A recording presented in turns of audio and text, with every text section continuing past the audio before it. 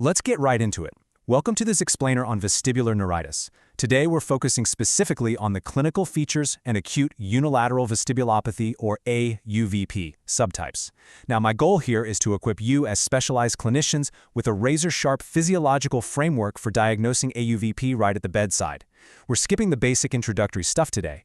We want to ensure you can confidently identify not just the classic textbook presentation, but also those high-stakes atypical variants that, frankly, routinely trap the unwary. This deep dive is part of the Australian Dizziness Clinic's educational series, Vestibular Medicine for Vestibular Physicians. We're going to be synthesizing the pathophysiology, those precise bedside findings, and the nuanced diagnostic criteria laid out in the latest literature, all so you can bring a truly advanced level of precision to your vestibular practice. Okay, so let's open up our diagnostic funnel. When a patient presents with severe rotatory vertigo, the temporal time course is your absolute first and honestly most powerful filter. We use this to rapidly clear out non-AUVP pathologies. By tracking these temporal dynamics, we're hunting for the canonical acute vestibular syndrome. We aren't dealing with those seconds-long attacks you'd see in vestibular paroxysmia or BPV, and we're not looking at the minutes to hours profile of an acute Meniere's attack either. Instead, we're looking at an acute onset of spontaneous, sustained, severe rotatory vertigo. It develops over minutes to several hours, hits its maximum intensity at around 24 hours, and then persists for days to weeks. That sustained timeline, that is your strict baseline requirement. Right, so once we've securely established that days to weeks time frame, we hit a critical binary discriminator, hearing preservation. Having normal audiometry and speech discrimination is what definitively distinguishes vestibular neuritis from labyrinthitis.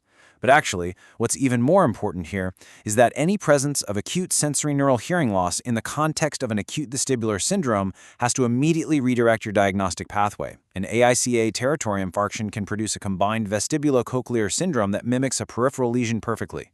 So if hearing is lost, do not pass go. This mandates urgent escalation for posterior fossa imaging because the vascular supply to the inner ear is directly compromised.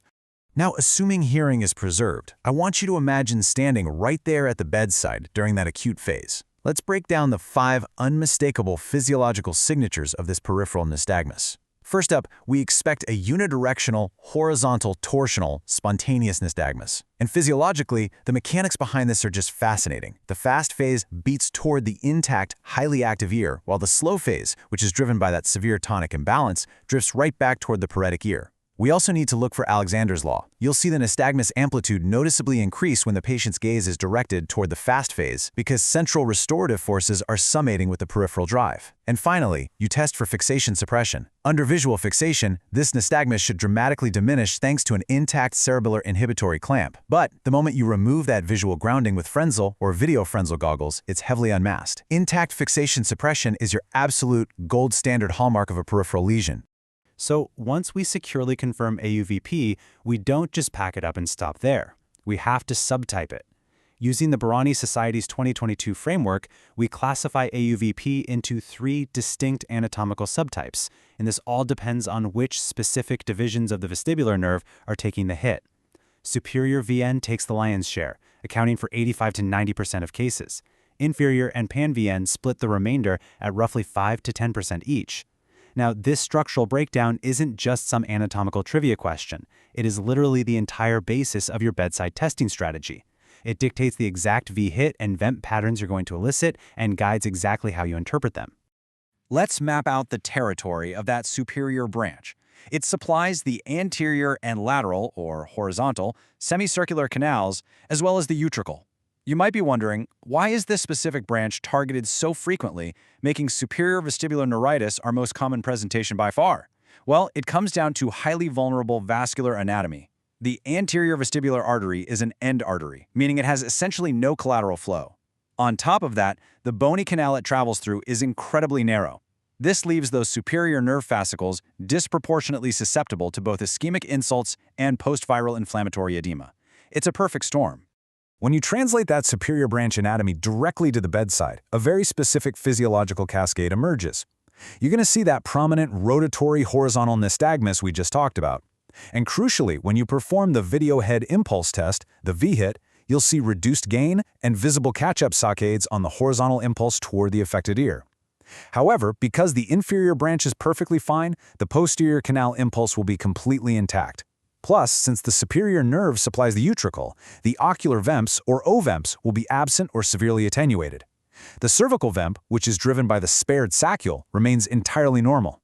This right here is the classic textbook picture you're going to encounter the vast majority of the time. But notice the anatomical shift when we look at inferior vestibular neuritis. The inferior nerve branch supplies the posterior semicircular canal and the saccule. Now, while this only accounts for 5 to 10% of AUVP cases, it presents a uniquely dangerous clinical scenario. Why? Because the horizontal canal is entirely spared.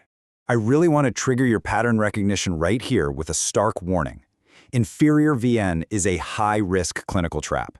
Because the horizontal vHIT is perfectly normal, standard frontline screening will systematically misidentify this. Studies actually show that in busy emergency departments, patients presenting with vertigo and a normal horizontal head impulse test are misdiagnosed all the time. Some estimates suggest up to a 50% initial misdiagnosis rate for inferior variants if per-canal testing isn't standard protocol. You might mistake it for a central lesion or misinterpret the predominantly vertical nystagmus for atypical BPPV. And here's the scariest part. Central pathology, specifically a nodular infarction, can mimic this precise pattern. You absolutely must perform a per-canal posterior vHIT and a cervical vEMP to confidently lock in this diagnosis. And that brings us to Pan Vestibular or total neuritis. Also sitting at roughly a 5 to 10% prevalence, this is the complete package. Both the superior and inferior divisions are knocked out.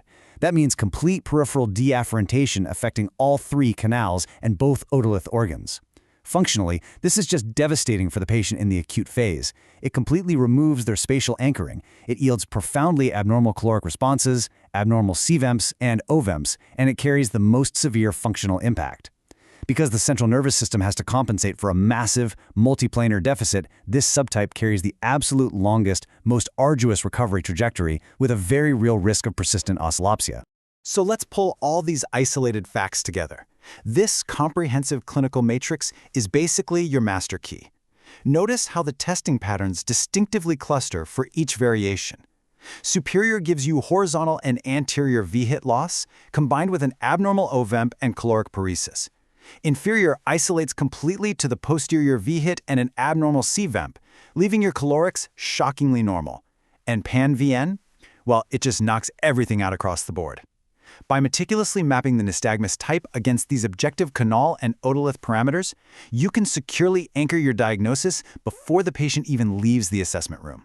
Which leads us to the ultimate diagnostic pearl. Why go through all this effort to precisely differentiate subtypes at the bedside? Because it dictates your immediate next steps.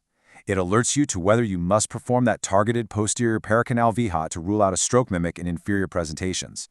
It tells you ahead of time if your caloric testing will perfectly match or completely dissociate from your vHIT findings. And critically, knowing whether you're dealing with a localized superior deficit or a massive pan-vestibular deafferentation fundamentally structures how aggressively and for how long you need to push vestibular rehabilitation therapy. Mastering these anatomical and physiological distinctions is really what separates standard care from exceptional neurootological practice. It's the only way to ensure you never miss those high-stakes atypical presentations. So I want to leave you with a final thought. The next time you see a normal horizontal vHIT in an acute vestibular syndrome, are you prepared to hunt for the inferior branch trap? Think about it. You can review the full literature and all our modular resources over at AustralianDizzinessClinics.com and keep pushing the boundaries of your clinical expertise.